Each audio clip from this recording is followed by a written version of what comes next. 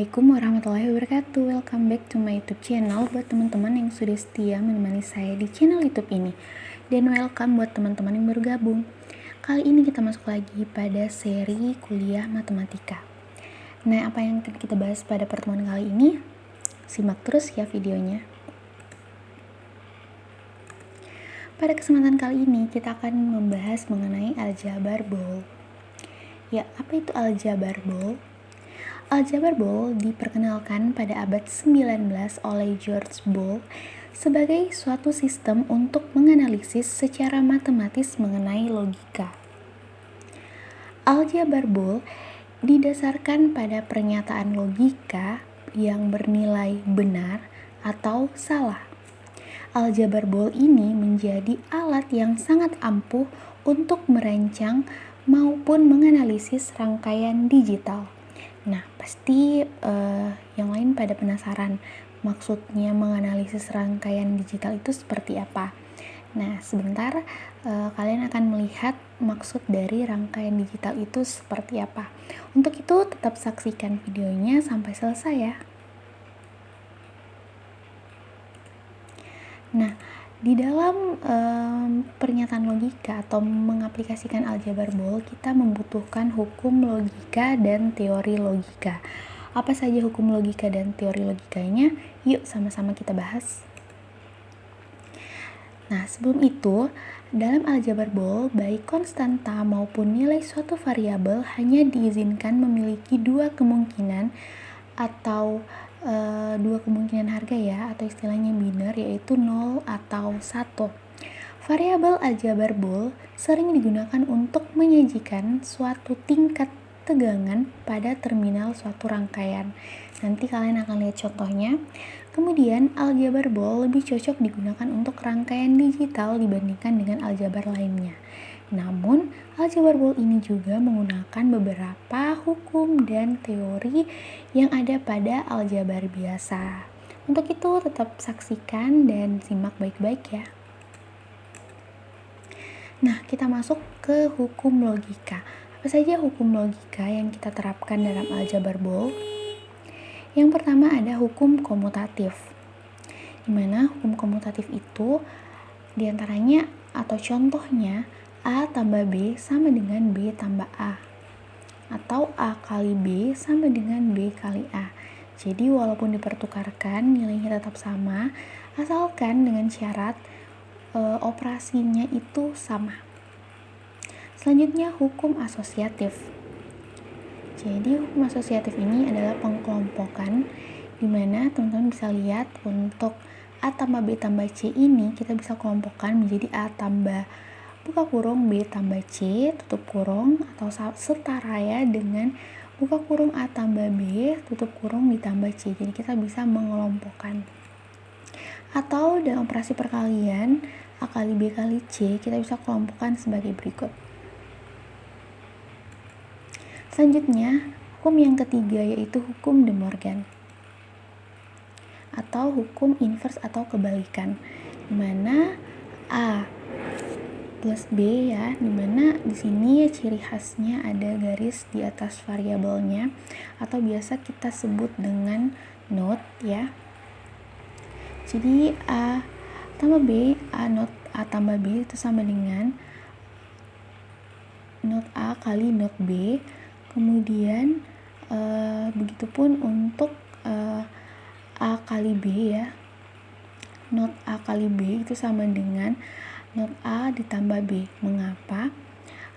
Karena di sini kita bisa lihat bahwa kebalikan dari operasi penjumlahan adalah perkalian dan begitupun sebaliknya. Selanjutnya hukum prioritas, dimana ketika ada bentuk seperti ini A kali B ditambah C, maka kita bisa prioritaskan yaitu operasi perkalian ya, dengan cara memberi atau membubuhi kurung ya, tanda kurung. Contohnya seperti ini, kita beri tanda kurung untuk A kali B kemudian ditambah dengan C. Nah, seperti itu. Selanjutnya teori logika. Nah, beberapa teori ya. Di sini saya bedakan warnanya karena saya mengelompokkan beberapa teori. Di antaranya untuk teori 1, 2, 3, dan 4 itu adalah teori operasi 0 dan 1. Mengapa? Karena misalkan kita mengambil contoh teori 1, dimana di sini kita misalkan A-nya di sini adalah 1 ya. Maka ketika kita jumlahkan A tambah 0 itu berarti 1 tambah 0 adalah 1. Oke, jadi A tambah 0 sama dengan A. Nah, misalkan lagi kita misalkan contoh teori 2 ya. A-nya kita ganti dengan 1, maka 1 kali 0 itu sama dengan 0 ya. Jadi sesuai dengan teori 2 yaitu A kali 0 sama dengan 0 dan begitu seterusnya. Maka untuk teori 1 dan 4 kita misalkan dengan teori operasi 0 dan 1. Selanjutnya untuk teori 5 dan 6 kita misalkan teori idempotent. Mengapa? Karena menghasilkan ya, untuk teori 5 dan 6 itu menghasilkan nilai yang sama dengan syarat dua buah bilangan yang akan dijumlahkan atau dikalikan itu sama. Selanjutnya untuk teori 7 dan teori 8 itu adalah teori komplement atau teori yang tidak dapat dirubah, di mana untuk A tambah not A sama dengan 1 dan untuk teori 8 A kali not A sama dengan 0. Nah, misalkan di sini adalah A-nya ini kita misalkan 1 ya, dan A not-nya 0. Jadi A tambah A not itu sama dengan 1 karena 1 tambah 0 sama dengan 1. Nah, untuk teori 8 misalkan A-nya itu 1, maka 1 dikali A not-nya di sini 0, maka 1 kali 0 sama dengan 0. Bisa dipahami ya? Selanjutnya untuk teori 9 adalah teori tambahan atau inverse, di mana inverse dari A not itu sama dengan A, atau kebalikan ya, dari A not itu adalah A dan begitupun sebaliknya, kebalikan dari A adalah A not. Selanjutnya, dalam aljabar Boole tidak ada pecahan, desimal, bilangan negatif, akar kuadrat, akar pangkat 3, logaritma, bilangan imajiner, dan sebagainya. Postulat atau operasi dasar dalam aljabar Boole. Yang pertama ada penjumlahan ya, tentunya.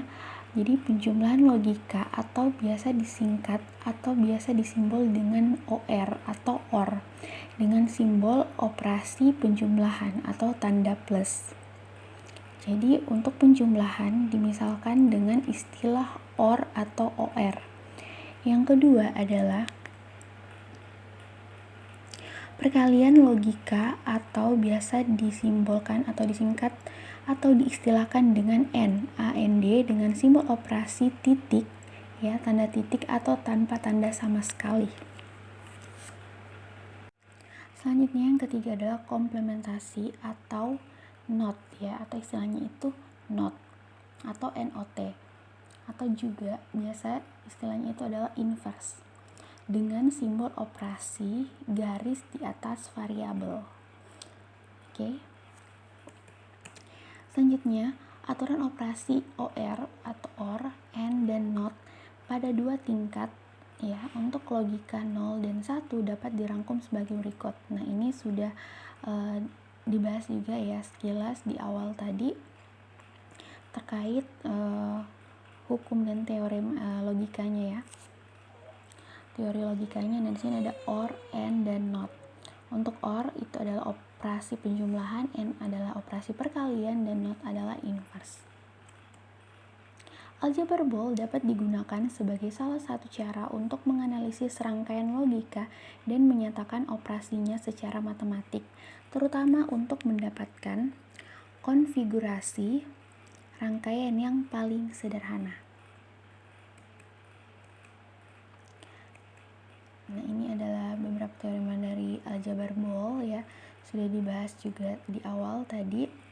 Namun untuk teorema 1 dan 8 ya, sampai 8, variabel A sebenarnya dapat menyajikan suatu pernyataan yang lebih atau berisi lebih dari satu variabel. Jadi tidak hanya variabel A saja ya.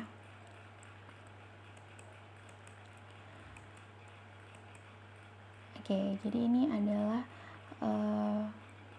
teorema-teorema atau hukum-hukum ya yang sudah kita bahas sekilas di awal tadi, dan ini sangat membantu teman-teman nanti pada saat menyederhanakan menggunakan aljabar Boole. Jadi silahkan buat catatan terbaik dari teman-teman semuanya ya. Oke, kita lanjut. Nah, misalkan ada contoh, buktikanlah bahwa A tambah B kali A tambah C itu sama dengan A tambah BC. Nah, jadi kita akan menyelesaikan persamaan ini ya. Kita akan membuktikan apakah ruas kiri sama dengan ruas kanan. Tentunya tetap menggunakan hukum dan teori Boole ya, yang saya sudah paparkan tadi. Nah, untuk contoh yang ini, berarti kita memilih salah satu ruas yang akan kita manipulasi sehingga membuktikan ruas yang lainnya. Di sini kita ambil saja ruas yang di sebelah kiri. Jadi kita akan mengerjakan di ruas sebelah kiri, dan hasilnya nanti akan membuktikan di ruas sebelah kanan. Jadi ruas sebelah kiri adalah A tambah B kali A tambah C. Oke. Nah, ini akan kita lakukan manipulasi atau penyederhanaan aljabar. Nah, dengan cara seperti ini. Jadi kita distributifkan ya. Jadi A kali A, AA, A kali C, AC, A B kali A, AB, dan B kali C, BC. Sampai di sini bisa dipahami ya. Selanjutnya, nah A kali A itu berdasarkan hukum atau teori yang sudah kita bahas sebelumnya, itu bisa kita sederhanakan menjadi A, kemudian yang lain kita tetap tulis ya, jadi A tambah AC ditambah AB ditambah BC. Selanjutnya kita mengelompokkan ya, atau mengubah posisi dari A tambah AB ditambah A tambah A kali C tambah BC. Nah, di sini kita bisa lihat A tambah AB. Sebenarnya kita bisa menggunakan hukum absorptif ya. Jadi kita A tambah B di sini, A tambah A kali B di sini, maksud saya ya, bisa kita ubah atau manipulasi menjadi A kali 1 ditambah B. Ini tidak tanpa mengurangi arti dari pernyataan awal ya, atau A tambah A kali B. Kita menggunakan sifat absorptif ditambah C dikali A tambah B. Selanjutnya, untuk sifat absorptif ini berarti A tambah AB tadi atau A kali 1 tambah B itu sama dengan A. Sehingga tersisa A tambah C dikali A tambah B. Selanjutnya, kita distributifkan. Jadi A ditambah C kali A, AC, C kali B, BC. Setelah itu, kita menggunakan sifat absorptif lagi. Jadi A tambah AC, itu kita manipulatif jadi A kali 1 tambah C ditambah BC. Selanjutnya, A tambah AC atau A kali 1 tambah C ini sama dengan A ya, sesuai hukum absorptif tadi, sehingga tersisalah A tambah B dan C. Dan ini membuktikan bahwa A tambah B kali A tambah C itu sama dengan A tambah BC. Sampai di sini bisa dipahami ya. Selanjutnya, contoh berikutnya adalah buktikan bahwa A kali A A kali AB ditambah C itu sama dengan A kali B ditambah C.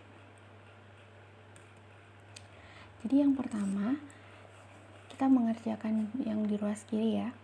A kali AB ditambah C itu kita gunakan hukum distributif, sehingga A kali B ditambah A kali C.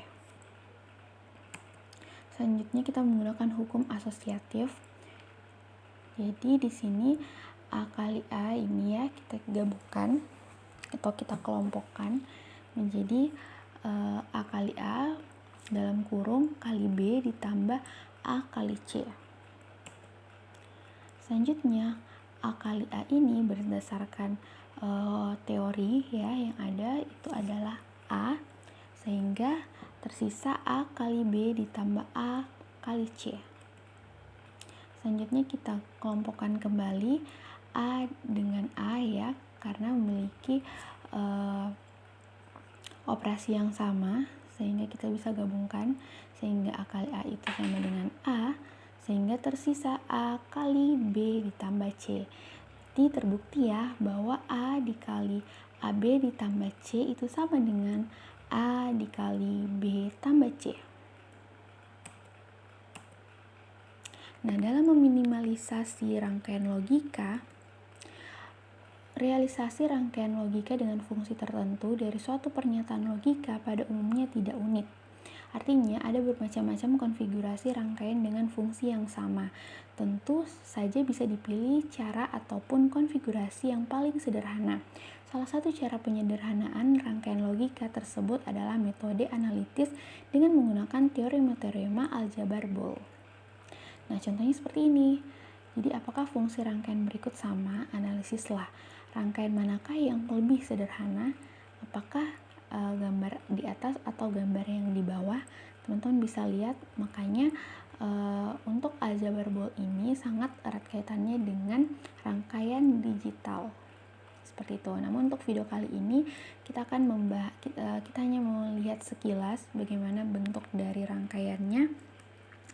Nah, dalam metode penyederhanaan rangkaian logika, kita bisa melakukannya dengan cara menyederhanakan secara aljabar dan menggunakan peta Carnot. Nah, pada video kali ini kita hanya melakukan penyederhanaan secara aljabar. Namun, belum terlalu kita kaitkan dengan rangkaian logika ya. Jadi, nanti kita akan bahas lebih mendetail di video berikutnya. Kuis untuk teman-teman.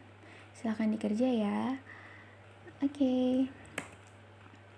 Nah, sekian dulu video kali ini. Semoga bermanfaat. Sampai jumpa di video berikutnya.